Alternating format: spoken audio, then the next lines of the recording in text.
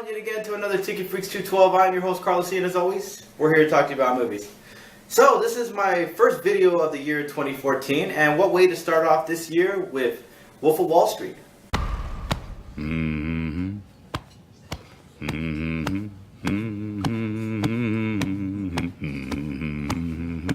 Based on the true story of Jordan Belfort, from his rise to a wealthy stockbroker living the high life to his falling involving crime, corruption, and the federal government.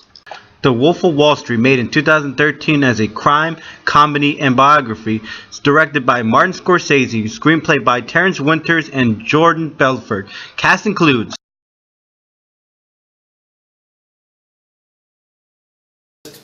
Get down to it, shall we? It made $9.2 million on the opening day. That's not too bad. I'm hoping it's going to increase during the next couple weeks. Let's start with Leonardo DiCaprio's character. My name is Jordan Belfort. Now, if I could describe Leo's character in this movie, I would say, in a few words, I would say ambitious, very persuasive, witty, charming, and even has an addictive personality. Reason I say addictive personality, his addiction happens to be money. And he just strives on it, and he continues on wanting to increase his wealth, even when he already has too much that he can't even handle it anymore. But here's the thing about Leo's character in this movie. He's not only doing it for himself, he actually is persuading and motivating other people to pursue the wealthy goal that he has actually provided for himself. And I think that's really interesting. To me, Leonardo DiCaprio is going to be one of the all-time best actors, and regardless of winning any type of sort of award, I truly believe that he just keeps on giving us such spectacular movies. So I just wanted to say that for the record. If I could describe Leo in any type of way, in a complimented way, I would say, just go with me on this one.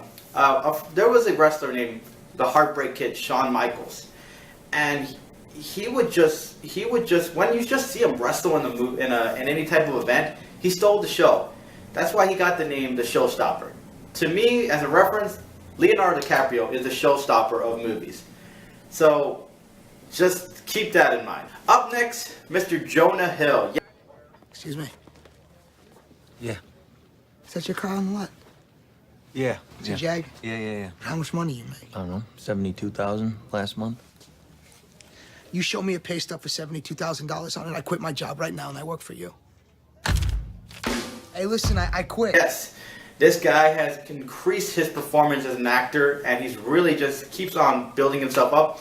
And in this movie, he played his best performance. Reason I'm saying his best performance is because he was the man for the job. He plays a cocky and bastard type of guy. And Jonah Hill kind of been in movies where he kind of just plays that already.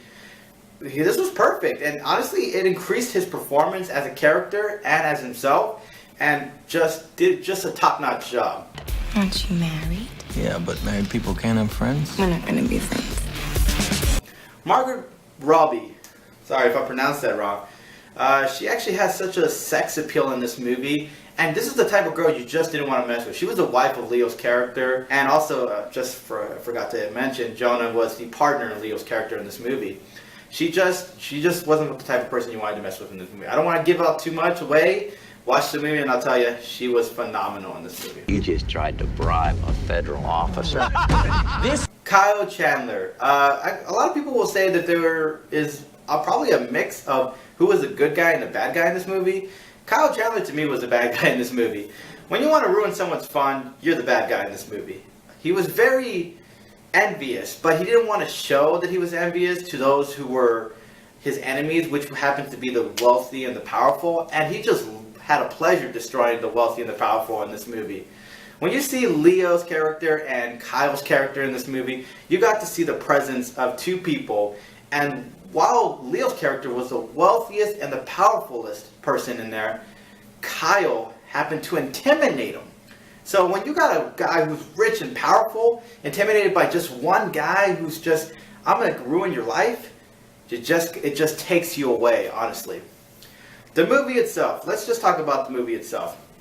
A lot of sexual activities and drug substance.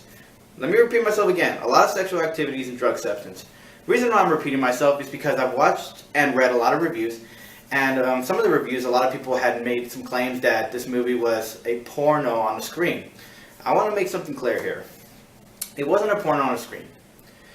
And the reason why I'm saying it's not a porno on the screen, yes, I will say that it did start from beginning to end with a lot of sexual activity and drug substance, but the reason I say it's not exactly that is because this is the life of a Wall Street broker. Okay, let's just get that out of the way. If you look past this, if you look past the sex and the drugs in the movie, you'll get a really delightful, entertaining humor in this movie. That's truly my opinion on the movie. Scorsese is just providing us a story, an organic, real-life story of a Wall Street broker. And I really give him some credit for that, because it takes a lot of chops to be the type of guy to put a movie like that out there and then throw it out there and give people the opinion, or give them the option, okay, how do you feel? Are you focused on the fact of the story, or is it too much for you to handle? And I love that about him. And not only that, I love Scorsese's pick of actors, and especially with Leo being one of his pick to perform in this movie. Top-notch job, because with those two together, and this isn't the first movie they've done so far together, but these two together, they just build chemistry and bring a movie to life. A movie you just cannot not say you didn't want to see. Just my personal opinion of the movie. So let's just rate this already. Rotten Tomatoes made it a 75% in ratings. AMDB made it an 8.7. For Ticket Freaks, from 1 being bad to 5 being you gotta go see it, I'm gonna rate this at a 5. It's a Ticket Freaks choice. I recommend you guys go and watch it. Unless you can't handle, and this is just me giving you the clear understanding, you can't handle drug substance, you can't handle sexual activities, then this isn't your movie. Yikes. Anyways, that's going to do it for us today, guys. I hope you guys enjoyed the show. Please subscribe or tell a friend, and I hope to see you guys in the next movie review, okay? Peace.